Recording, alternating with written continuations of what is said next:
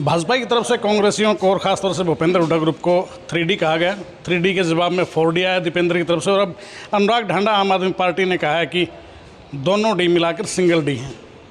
Single D कैसे, कुछ बताएंगे? देखिए, ये तो उलझा रहे हैं कि 3D है, 4D है। दरअसल दोनों पार्टियां सिंगल डी हैं। मैं बार बार ये कहता हूँ, ये दोनों एक ही डी हैं और उस डी का मतलब है ड्रामा। ये पॉलिटिकल ड्रामा करती हैं दोनों पार्टीज़। जब इनसे ये सवाल पूछा गया भूपेंद्र हुड्डा जी से कि अमित शाह जी ने आपको 3D कहा है, तो आपके पास मुद्दे थे तो आपको पलट के जवाब देना चाहिए था। और भूपेंद्र हुड्डा जी कहते हैं अमित शाह जी मेरे अच्छे दोस्त हैं। तो अच्छे दोस्त हैं तो फिर हरियाणा की जनता क्या करे? सिर फोड़ ले अपना, क्या करें? तो एक व्यंग्य भी देख सकते हैं उसको, तो व्यंग्य के तौर पे कहा है अच्छे मित्र हैं मेरे। पर कितनी बार देखें व्यंग्य के तौर पे? जब सोनिया गांधी जी उनकी सबसे बड़ी नेता हैं, वो साइड में खड़ी रह गई, मोदी जी के साथ गलबैयाँ कर रहे थे, भूपेंद्र हुड्डा जी पूरे हरियाणा ने देखा। उन्होंने कहा कि देश के प्रधानमंत्री हैं मेरे अच्छे मित्र हैं। मैं वही तो कह रहा हूँ, वो अच्छे मित्र हैं ना, बेचारे कांग्रेसी अच्छे मित्र, ना हरियाणा के लोग अच्छे मित्र। भारतीय जनता पार्टी के साथ पिछले 8 साल से मित्रता निभा रहे हैं भूपेंद्र हुड्डा जी। एसी कमरे में आराम से सोए हुए थे। भारतीय जनता पार्टी जो कहर ढा सकती थी हरियाणा के लोगों पे ढाया। एक बार भी सड़क पे उतर के उनके मुद्दों के ऊपर संघर्ष नहीं किया। सिर्फ ये इंतज़ार करते रहे कि जब इनकी बारी चली जाएगी तो मेरी बारी आएगी, और अंदर खाने दोनों मिले हुए हैं, यानी बारी वही रहेगी। जेजेपी के साथ धोखा खा चुके हरियाणा के लोग। दूध का जला छाछ भी फूक फूक के पीता है। ज़मीन पे चर्चा है कि गांव में हम तो जहां जाते हैं लोग ये कहते हैं जी इस बार नहीं धोखा खाएंगे किसी भी हालत में।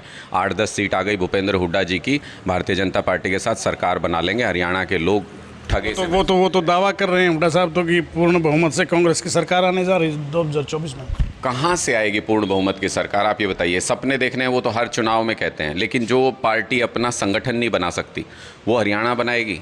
ऐसा हम सोचें? 55 साल हो गए, 25 साल उसमें से कांग्रेस पार्टी ने राज किया हरियाणा के ऊपर। मूलभूत सुविधा की बात कर लीजिए किसी की भी। स्कूल अच्छे बन गए क्या? अस्पताल अच्छे बन गए क्या? सड़कें अच्छी बन गई क्या? बच्चों को नौकरियां मिल गई क्या? बेरोज़गारी में हम नंबर 1 हो चुके हैं आज के दिन में। कोई चीज़ सुधरी नहीं। बिजली 24 घंटे आती हो ऐसा इंफ्रास्ट्रक्चर बना के गए हो। भूपेंद्र हुड्डा जी हर चीज़ पर ये कह देते हैं, अब कह रहे हैं 300 यूनिट बिजली फ्री दे दूंगा जब आऊँगा।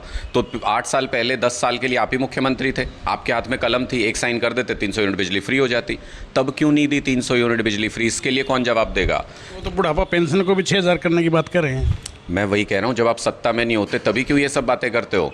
जब आप सत्ता में थे तो आप 6000 रुपये बुढ़ापा पेंशन कर देते। जब आप सत्ता में थे तब आप ओपीएस को उसी तरह से रहने देते। यहाँ नई पेंशन स्कीम लागू नहीं करते। ये किसने की? ये हुड्डा साहब ने ही तो की। तो मेरा कहने का मतलब ये है कि जब आप सत्ता में होते हो तब आपको जनता दिखाई नहीं देती, और जैसे ही आप विपक्ष में आते हो तब आप कॉपी पेस्ट करके आज कह रहे हो 300 यूनिट बिजली फ्री दे दूंगा। पूरे हरियाणा में जनता के बीच में ये चर्चा है कि अगर हमको 300 यूनिट बिजली फ्री ही लेनी है तो हम ओरिजिनल से लेंगे ना, कार्बन कॉपी से क्यों लेंगे?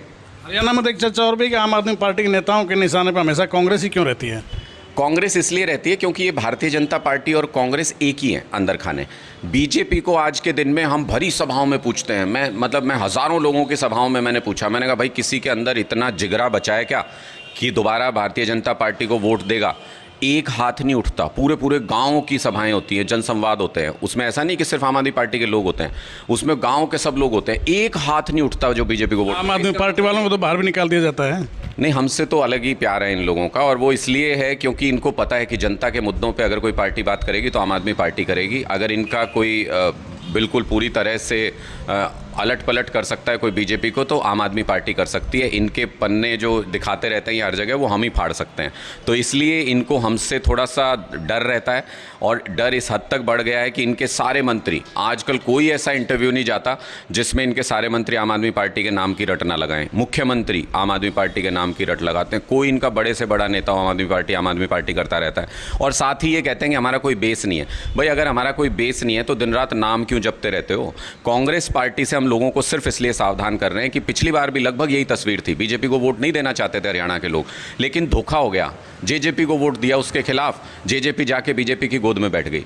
इस बार वो धोखा ना हो जाए इसलिए कांग्रेस के खिलाफ भी बोलते हैं, लोगों को इस बारे में आगाह करते हैं कि ये बिल्कुल एक ही तरह के लोग हैं। जेजेपी भी चुनावी फ़ायदे के लिए, अपने पर्सनल फ़ायदे के लिए वो सरकार में चले गए। उनको कोई मतलब नहीं किसानों से, गाँव के लोगों से। यही भूपेंद्र हुड्डा जी भी हैं।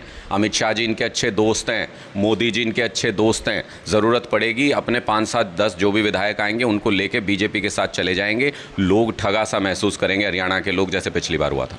अच्छा अनुराग जी, पिछले कुछ टाइम से बयानबाजी का दौर काफ़ी तेज़ हो गया है जेजेपी और बीजेपी के अलायंस को लेकर, आप कैसे देखते हैं? ये उस जो डी मैंने बताया ना, ये उस ड्रामा का तीसरा पार्ट है। ये तीनों लोग ड्रामा करते हैं। अगर इनको किसी तरीके से गठबंधन में इनके बीच में सहमति नहीं है तो उसी दिन गठबंधन टूट जाना चाहिए। अगर इनके बीच में सहमति है तो बाहर ड्रामा क्यों कर रहे हैं?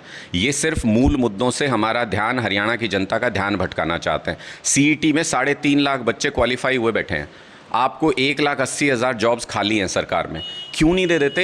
आधे ही बच्चों को नौकरी मिलेगी। फिर भी 1,80,000 को एक मुश्त नौकरी मिल जानी चाहिए, क्योंकि 3.5 लाख क्वालिफाइड बच्चे हैं।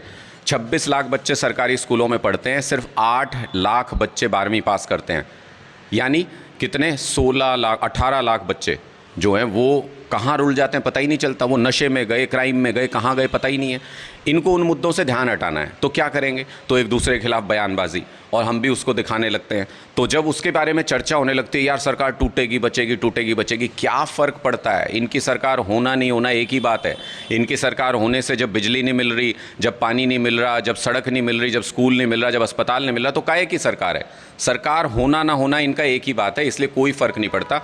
ये एक दिन भी नहीं छोड़ेंगे लूट का, आखिरी दिन तक चलेगा ये गठबंधन। एक दिन भी लूट का नहीं छोड़ेंगे। रोज़ाना करोड़ों करोड़ रुपए इनकी पॉकेट्स में जा रहे हैं, एक दिन का भी लॉस नहीं झेलेंगे। आपकी पार्टी ने एक सक्सेसफुल रोड शो किया है, कैसे देखते हैं? क्या 2024 में कितना बेनिफिट मिल पाएगा इन चीज़ों से? देखिए, ये तो शुरुआत है। अभी तो हमने पहला कदम भी नहीं रखा, आप ये समझ लीजिए। हम अभी जो ज़मीनी तैयारी होती है संगठन, हम उस पे लगे हुए हैं।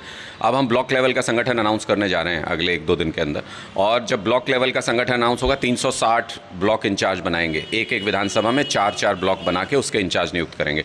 उसके बाद सर्कल इंचार्ज बनाएंगे, 5-5 गाँव के ऊपर एक इंचार्ज होंगे, और उसके बाद ग्राम समिति बनाएंगे 11-11 सदस्यों की। जब ये पूरा स्ट्रक्चर कंप्लीट हो जाएगा तब इनकी ये अफवाहें, इनकी ये ड्रामेबाजी, इनकी राजनीति कुछ नहीं चलेगी। आम आदमी पार्टी का मैसेज ऊपर से चलेगा, गांव के एक व्यक्ति तक पहुंचेगा। तब हम इनको बताएंगे कि राजनीति क्या होती है, लोगों के मुद्दे क्या हैं हरियाणा के अंदर, हरियाणा के लोग क्या चाहते हैं, और इनको हरियाणा में भी राजनीति करना सिखाएंगे। तब शुक्रिया, बहुत बहुत शुक्रिया। तो ये थे अनुराग ढांडा, बड़े विस्तार से अपनी बात रखी है, और ख़ासतौर से न सिर्फ कांग्रेस बल्कि बीजेपी और जेजेपी को भी खासे निशाने पर इन लोगों ने रखा, और साथ ही कहा है कि 2024 में आम आदमी पार्टी सूरत बदलने जा रही है। वीडियो जर्नलिस्ट नवीन कुमार के साथ देवेंद्र दांगी, रोहतक।